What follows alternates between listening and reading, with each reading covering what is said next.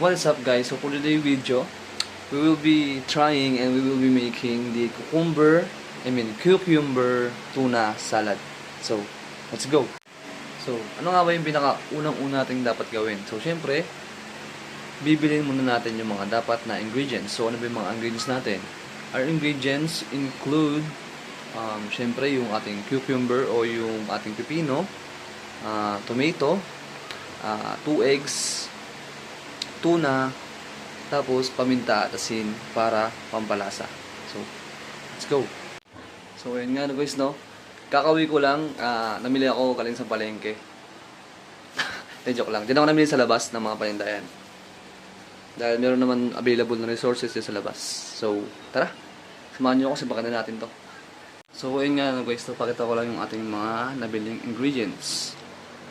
Ayan, paminta, asin, para yan sa ating pampalasa at ating dressing na rin or garnish kung tawagin. We have itlog, 1 can of tuna, isang napalaking tarugo na pipino, 2 pirasong tomato, at ang ating mayonnaise. So ayan, tara, birahin na natin to. So ayun guys, no, habang hinihintay natin kumulo ang ating itlog, ayan, makikita nyo, hugasan muna natin ang ating mga gulay. Ayan, makikita nyo, tarugo na na pipino at ating 2 vegetable na tomato.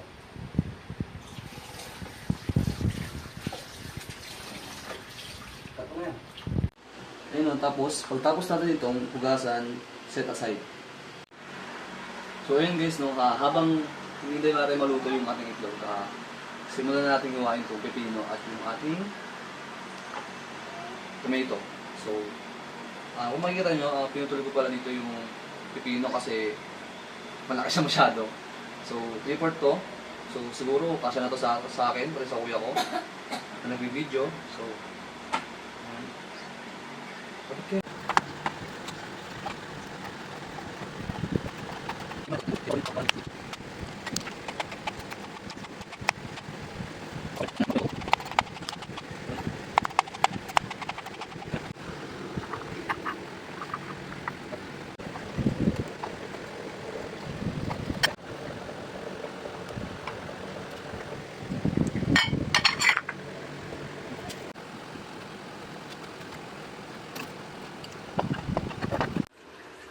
So ayun guys, no, after natin i-cut into cubes ang ating mga ingredients na pipino, tomato, and egg, set aside muna natin.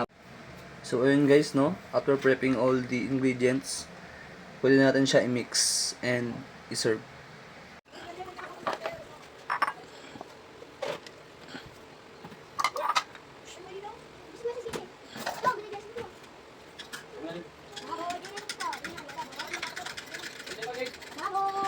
Talaga mo na sa mustino, di na, salita.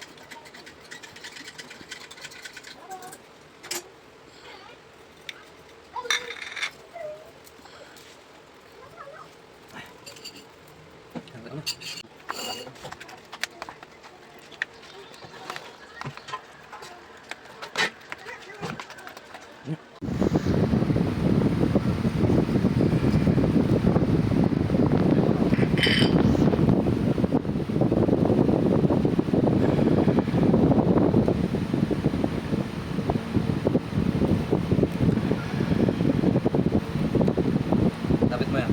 Toto mo.